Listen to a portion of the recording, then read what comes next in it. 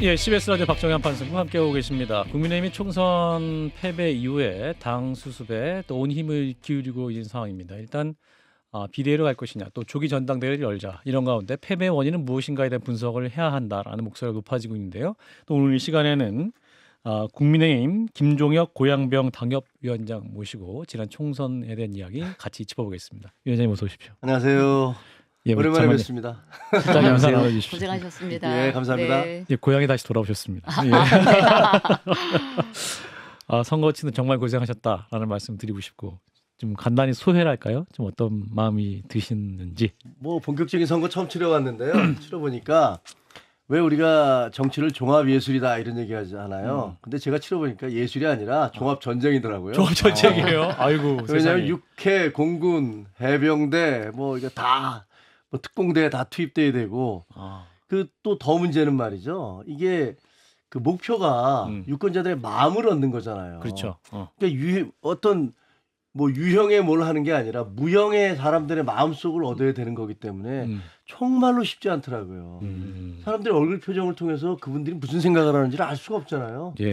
근데 뭐 그래도 분위기는 있어서 어떤 이제 명함을 돌리다 보면 이게 좀 좋은 분위기도 있고 또 그게 점점 싸늘해지기도 하고 뭐 그런 것들을 보면서 이게 드러나지 않는 민심의 흐름이라는 게 이렇게 흘러가는구나 하는 걸 많이 느꼈죠. 아하. 그럼 어떤 매일매일 또 선거 운동을 하시면서 유권자들의 뭐 전철역에서 만나는 분들 눈빛에서 뭔가 좀 기류가 달라진다고 흐름을 또 막 느끼시고 그랬다고. 있더라고요. 아 그래요. 있어요. 그러니까 아하.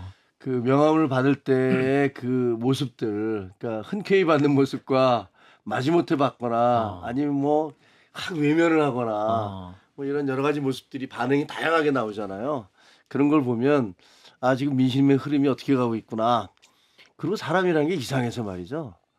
그게 느껴져요. 이거 좀 따뜻한 분위기구나. 이거 좀 굉장히 싸늘하구나. 이게 쎄하다. 막. 쎄하다는 거 있잖아요. 아무 말 안 해도 예. 그게 느껴지더라고요. 이제 뭐 대통령 관련이나 이슈가 있을 때마다 민심이 변하는 게 시시각각 피부로 느껴집니까? 뭐 시시각각까지는 아니지만 전체적으로 이제 저희가 좀 잘 나가다가 좀 이게 꺾여서 어려운 상황이 될 때는 그런 게 느껴지더라고요. 근데 유권자의 반응에 따라서 업스 앤 다운스를 하루에도 굉장히 여러 번 하게 돼요. 맞아요. 그렇죠. 우리 장관님도 실제 또 선거 치러보신 경험이 많으시니까 그래요. 사실 이제 선거 기간 내내 이제 당에서는 사실 이제 국민의힘 수도권이 좀 어려운 정당이었기 때문에 수도권 전략에 좀 문제가 있었지 않았느냐. 또 일각에서는 또 심하게 말하시는 분들은 뭐 수포당 아니냐, 수도권 포기한 거 아니냐 이런 얘기까지 막 하시는 분도 있었는데 실제로 하시니까 경기도에서 어떤 좀 어려움이 있으셨습니까? 경기도는 좀 어렵더라고요. 그러니까 지금 이번에 뭐 선거 결과도 여실히 드러났지만, 그러니까 뭐 고양시 같은 경우는 그 사는 삶이 좀 힘들어요 계속. 그러니까 서울로 출퇴근하는 그 출퇴근 시간은 점점 더 길어지고 있고, 그다음에 거기 무슨 자급자족 도시를 원래 꿈꿨지만 실제로 성남 분당 여기는 그 188개의 그 상장사가 있는데 고양시 같은 경우는 3군데밖에 없거든요. 기업도 좀 적고. 그렇죠. 그러니까 뭐 일자리가 있을 수 없지 않습니까? 근데 이렇게 큰 격차가 나는데 예. 저는 사실 이게 그동안에 계속 민주당이 이곳에 집권하지 않았느냐 이 책임론을 계속 제기했지만 예. 유권자들은 그런 부분보다는 어떤 지금 현재 정권이 잘못하고 있는 거 아니야? 라는 부분에 더 방점을 두신 것 같아요. 근데 뭐 당이 경기도를 포기했다, 뭐 수도권을 포기했다는 건 사실이 아니고요. 어느 당을 당연히 포기했겠어요. 그렇겠죠. 당연히 그렇겠죠. 그것도 뭐 한동훈 비대위원장 굉장히 열심히 뛰었고 모든 현장을. 자 결과적으로 이제 패배라는 성적표를 받아들이셨는데 여러 가지 또 이게 후일담 많이 나오고 당의 전략이 뭐가 잘못됐다 이런 얘기가 나오고 있지 않습니까? 위원장님께서 보시기에 어떤 부분에서 좀 가장 뼈아픈 부분은 어떤 부분이었다라고 좀 느끼시는 게 있다면? 우리가 이제 전쟁에서 지게 되면 나중에 여러 가지 얘기를 하잖아요. 근데 사실 지금 제일 안 좋은 건 뭐 너 때문에 졌어, 너 때문에 졌어 이렇게 손가락질하는 게 제일 안 좋다고 그렇죠. 생각을 해요.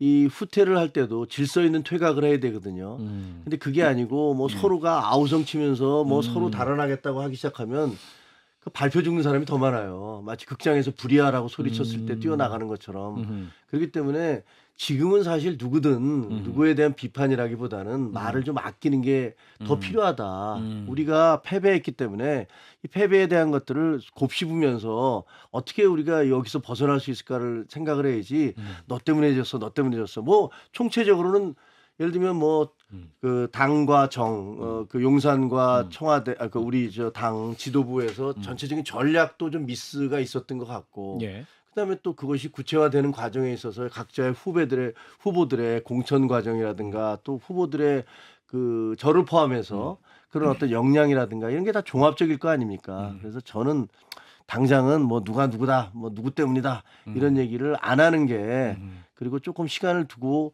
이 먼지가 가라앉은 다음에 차분히 되돌아보는 게 당을 위해서도 좋다 이렇게 생각을 합니다.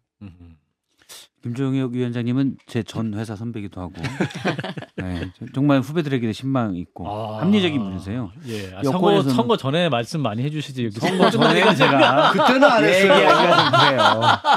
제가 또 공과사가 그거 때 중립을 지키기 위해서. 그럼요. 예. 저도 앵커를 오래 해서 그렇군요. 중립은 없이. 예. 신망이 근데 높은 이제 선배님이셨는데. 김재석 그 위원장 당선인과 함께 여권에서 제일 저는 저분들은 참 괜찮은 분이다라고 생각하는 분인데 예. 이번에 예. 일단 그 김종혁 위원장님은 안 되셔서 예. 근데 방금 말씀은 제가 동의할 수 없는 게 예. 원인이 뭔지는 여의도 위를 지나가는 새도 알고 있는데 그거 제 입으로 얘기해야 돼. 그거 이렇게 얘기하니까 더 아파.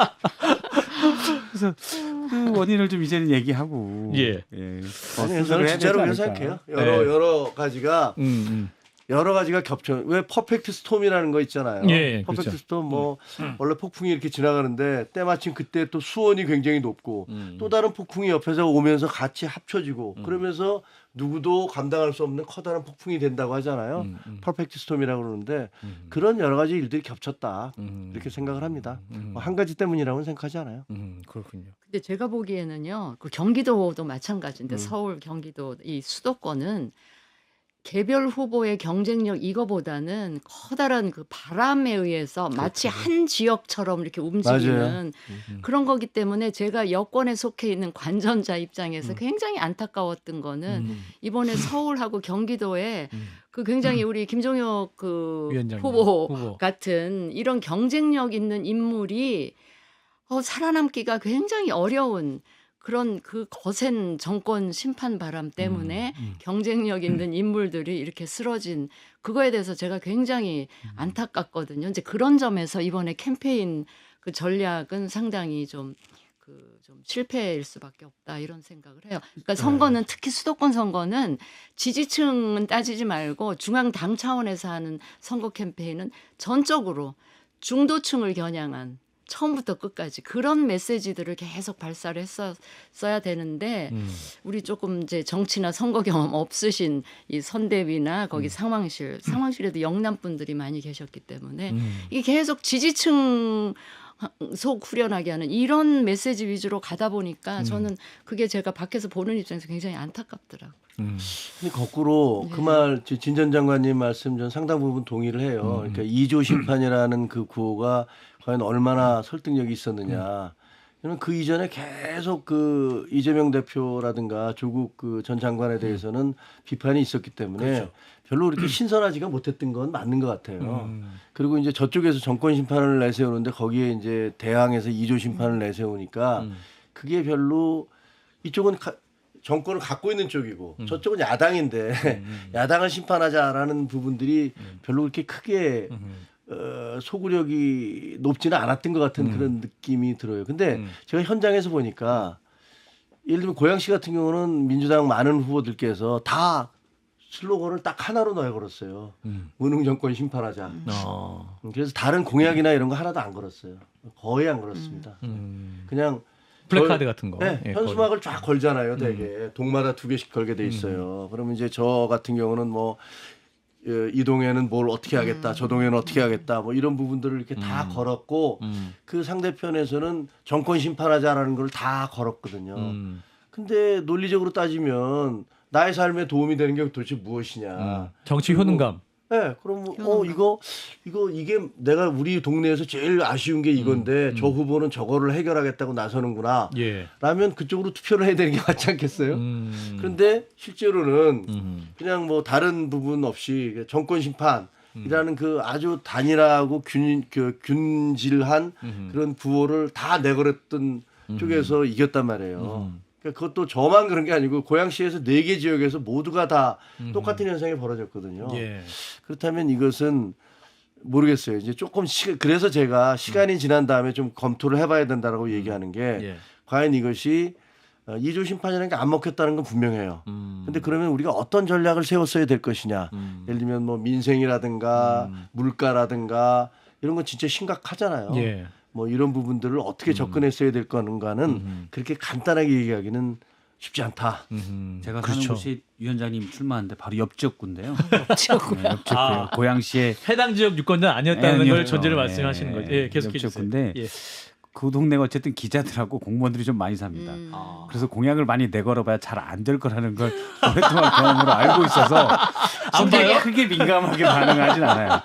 대신 이제 신문의 일면 헤드라인에 어떤 것들이 많이 나오는지 그래서 여당이든 야당이든 누가 잘하고 잘못하고 있는지 뭐 정부든 그거를 좀 중점적으로 보는 것 같아요. 예. 그리고 고양시에 다리가 있을 건 일단 다 있어요. 그래서 새롭게 다리를 질 것도 없어서 그런 게 좀 있는 것 같습니다. 이 선거 전에 말씀해 주셔야지. 이게 선거 끝나니까 이렇게 말씀해 주시면. 저 전화 한번 들었었는데 그때 좀 더 세게 말씀을 드릴 걸 제가. 자, 그래서 대통령이 이제 선거 패배 이후에 국민들 앞에 사과도 했습니다. 모두 발언도 했고.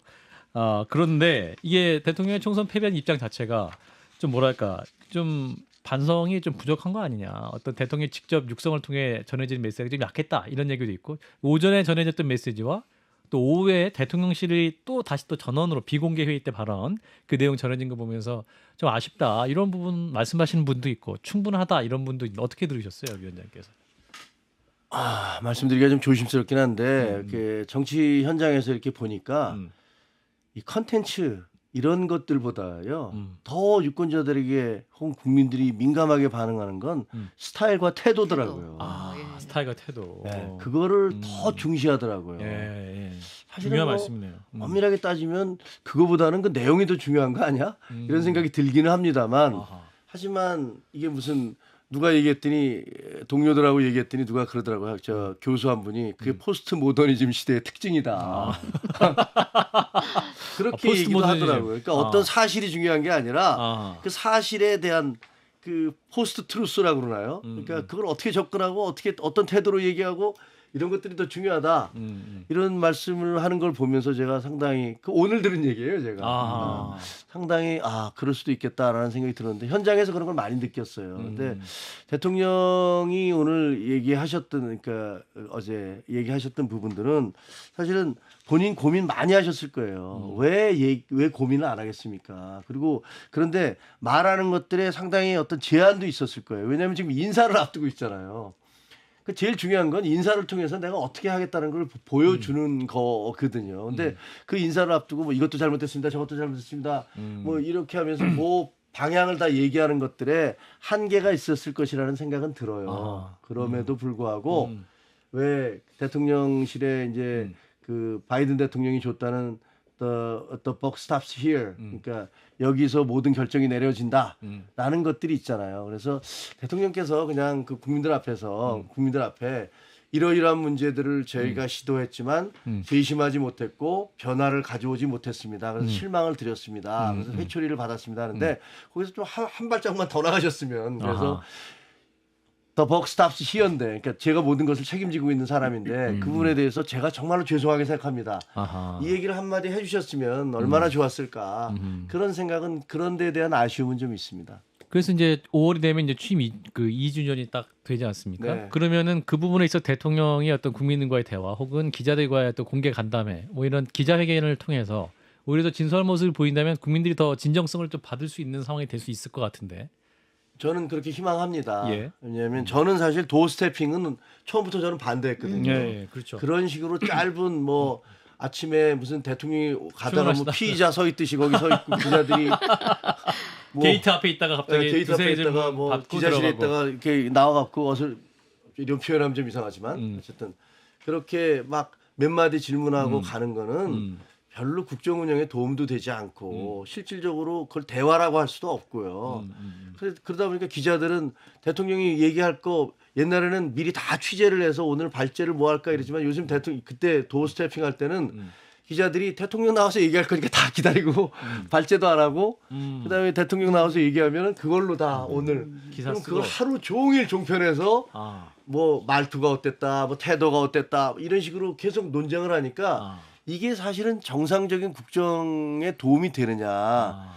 그 국정에 대한 이해에 도움이 되느냐, 저는 아니라고 봐서 저도 뭐 평생 언론에 있었고 우리 박성태 기자하고도 같이 있었지만 그래서 저는 도어스태핑이 결코 민주주의를 발전시키는 게 아니고 아하. 정기적으로 기자들과 만나서 심도 있는 얘기를 준비된 기자들- 만남을 해야 되는 거죠, 네, 사실은. 준비된 예, 만남으로 예, 예. 대통령도 자기의 의견을 밝히고 기자들 질문하고 이런 형식이었으면 좋겠다라고 여기서도 제가 몇 차례 얘기했었어요. 맞아요. 기억납니다. 그래서 기억납니다. 그런 생각을 해요.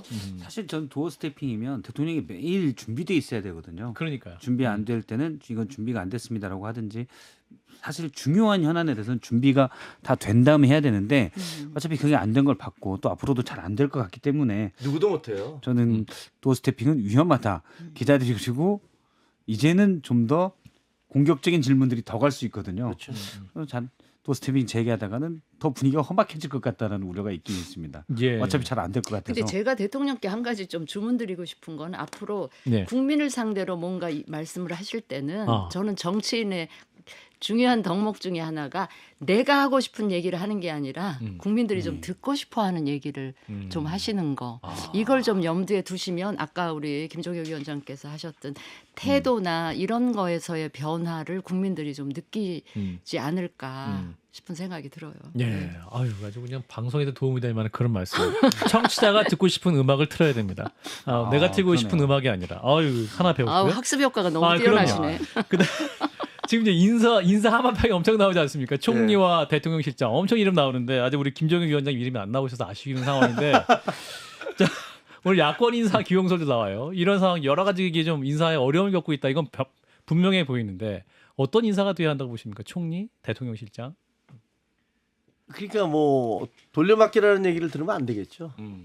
그리고 그 무슨 뭐 서울대 출신의 뭐 가까운 사람들 뭐 이런 얘기를 들어도 사실은 감동이 별로 없을 것 같은 그런 느낌이 들어서 얼마나 고심을 하겠습니까, 솔직히. 그렇죠. 예. 이게 야당이 압승을 했잖아요. 압승을 했는데 물론 이게 무슨 뭐 5.4%밖에 표가 차이 나지 않느냐. 그건 저희가 하는 얘기고 그 너무 좌절하지 않기 위해서 저희들끼리 하는 얘기고 결과로서는 정치는 결과를 얘기하는 거잖아요.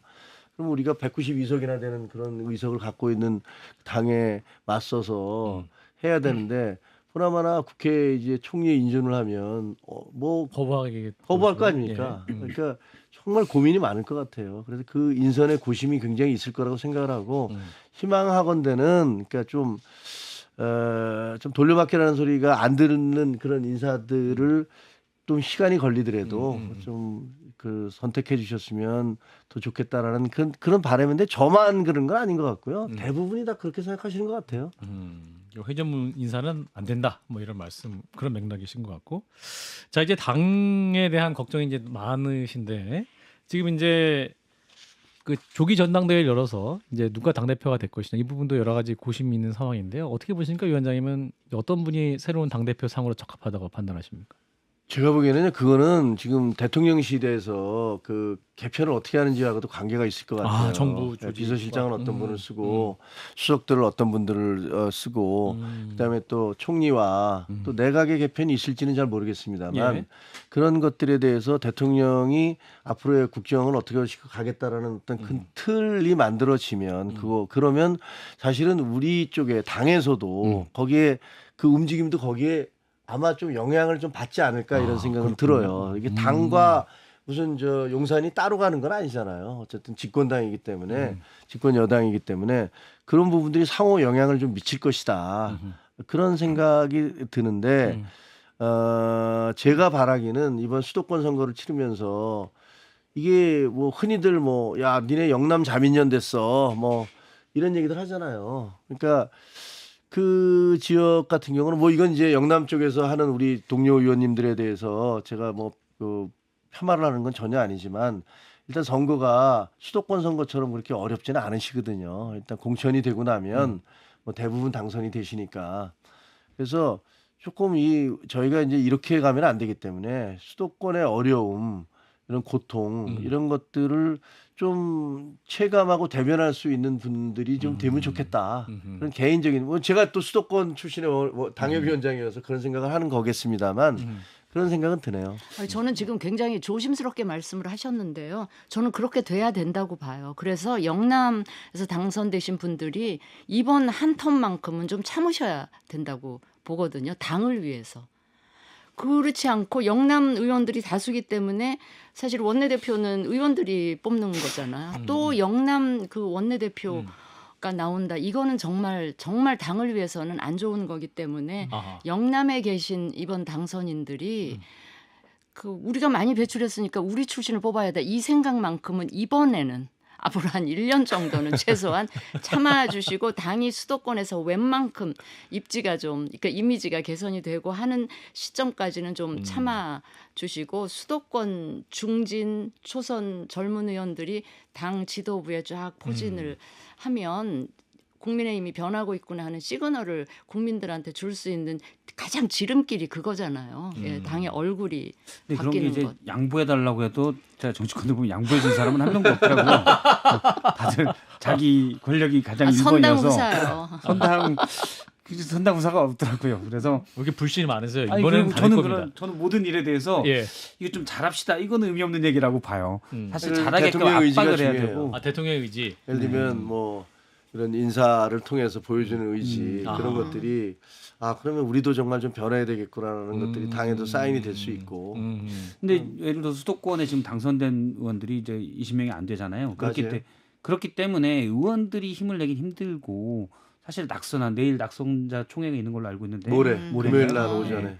그런 분들이 목소리를 내서 강하게 중진들을 압박해야 되거든요. 그래야 이제 영남에 있는 분들이 내가 자꾸 고개 들다가는 이 낙선한 당협위원장들이 날 규탄하겠다. 그러면 이번엔 쉬어야 되겠다. 이렇게 될 것 같아요. 그래서 이분들이 수도권에 있는 분들이 자꾸 목소리를 내야지 그냥 양보해달라고 하면 제가 볼 때 정치권에서 양보는 한 번도 못 봤습니다. 그리고 좀 연판장 돌리는 거 이런 거 좀 제발 하지 마시라고 특히 영남권 의원 예. 그 얘기를 좀 하시면 좋겠어요. 근데 총선이 지나면 대통령이 사실 다음 30초? 공천에 영향이 없기 때문에 대통령 힘이 빠질 거다. 실제 그렇습니까? 여당 내 분위기가? 아니요, 저는 잘 모르겠어요. 그거는 뭐 지금 저 당에 지금 아직 가보지 않았고 내일 모레 이제 그 낙선자들 모였을 때 그 분위기를 봐야 되겠지만 예.